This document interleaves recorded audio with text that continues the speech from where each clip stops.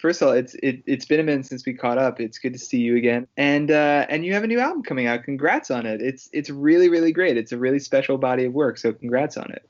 Thank you. Thanks very much. Gosh, yeah, it's been a long time coming. So it's fairly surreal that it's finally here, but it feels right. It feels instinctively like there couldn't be any other time, not earlier and not later. So as much as the world is in a very changing time, very changing place right now, more than ever, it still feels right.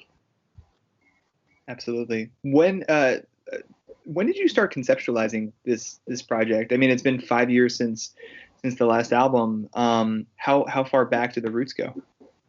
I guess when I finished touring with Delirium, so I guess that was 2015. Then a few more years of touring around that, and a couple of other songs meant that it sort of kept me occupied for a long time on the road. And then I came home and for the very first time, had days off and weeks off, and it was so alien to me to have that time that I had to kind of start reflecting on everything and unraveling, my life for the past however many years, whether I wanted to or not. I knew it was time to confront everything I've been through, and then I was like, wow, I'm like a woman now. I'm like I'm in my 30s, and I'm seeing things in a different way. I'm trying to figure out, why I see things now compared to then. And so, yeah, I've had a lot of unraveling and a lot of analyzing in a good way, trying to understand how I've become this person and where my rationality comes from, where my artistry comes from now, where my lyrics, my music, and I'm having to just I've navigated kind of, I guess, the past few years, and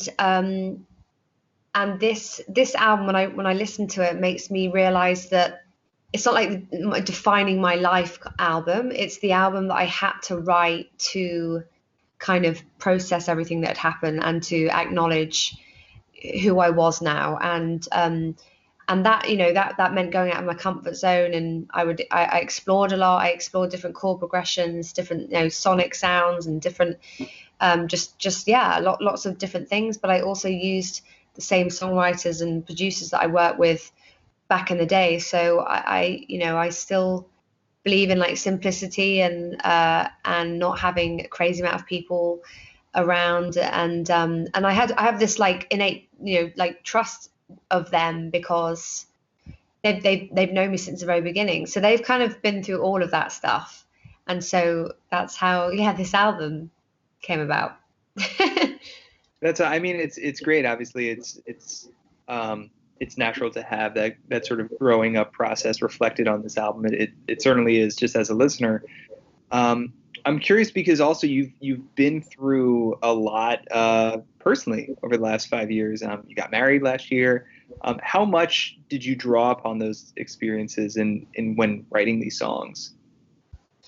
To be honest, I not much, because I've always felt like it's weird, even though my songs center so much around my relationships and around my personal life, I still feel like I've managed to separate the two, which is strange, because it's almost like I do develop this kind of this side of me that writes very, very, in a very kind of personal and intimate way.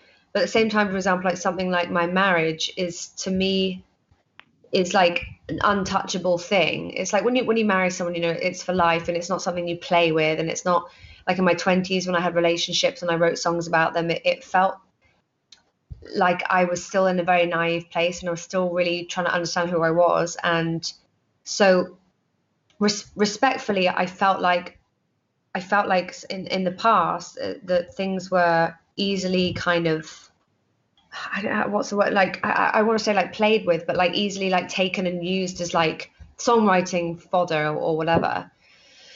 But something like a marriage is just like I feel like it's something I, well, certainly not right now, I don't want to touch on, because it seems like a sacred thing, and it it either isn't providing me with writing right now, because it's not something that I feel like I want to like, I don't know. I like went to say like trivialize, in the sense that I still write, I still write pop records in a sense, but this album is definitely more, it's definitely more personal, but it's all about myself. It's like, it's not about anyone else. It's about finding love for myself, and taking a long time to get there, and and talking about the journey it took for me to reach that point, I think. But also I did write the record like way before I met him. So it has nothing of him on it, really. Maybe the next one. It's totally fine. Maybe, but I don't know. We'll see. So I also want to mention "Hate Me" with Juice World, and that will also appear on this album. I was just curious as to what your memories of working on that song were. Obviously, it's been roughly 6 months since Juice World tragic passing, and I'm just curious. I was glad to see it make the track list. I'm curious what your memories were of making that song, though. Well, yeah, I mean, what do I say?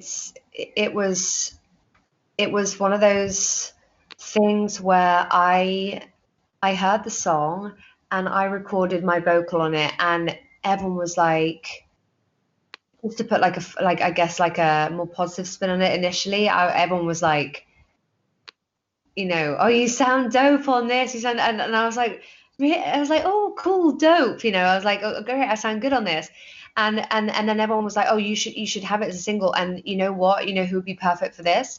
And everyone was like, Juice WRLD. And I was like, oh, he will not be on a track with me. There's no way that he'll do this. I know there's like a running theme with me, but I'd heard him when I heard like Lucid Dreams the first time.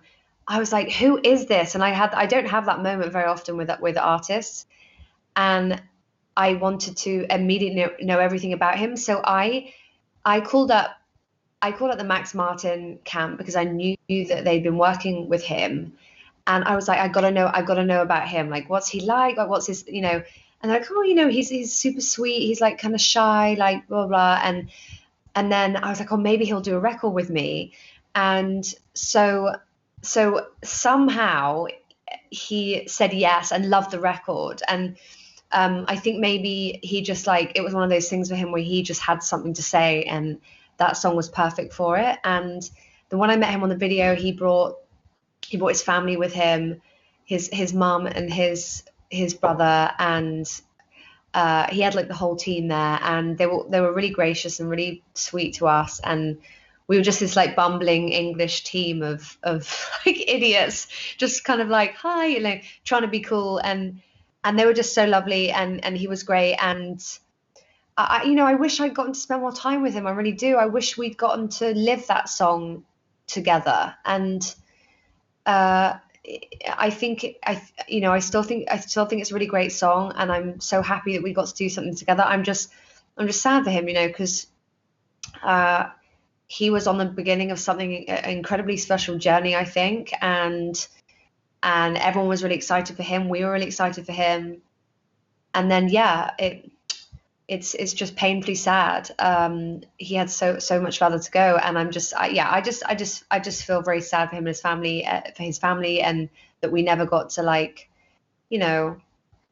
just live that. I mean, same with his other songs. Like he was exceptionally talented. So it was incredibly sad. Yeah, it's even months later, it's still so sad. But like I said, I'm glad that this song was a hit, and it gets to live on on the. I feel sad. I still, like you said, I still think about it, and I think that you can never stop thinking about someone that you have a song with, like you have a piece of music with. It's just, you're connected forever, and it's I mean, I hope it lives on, and you know, maybe he'll, you know, I hope his music is always appreciated, because yeah, he had a lot to give. Yeah. Ellie, thank you again, as always. Sincerely, congrats on everything.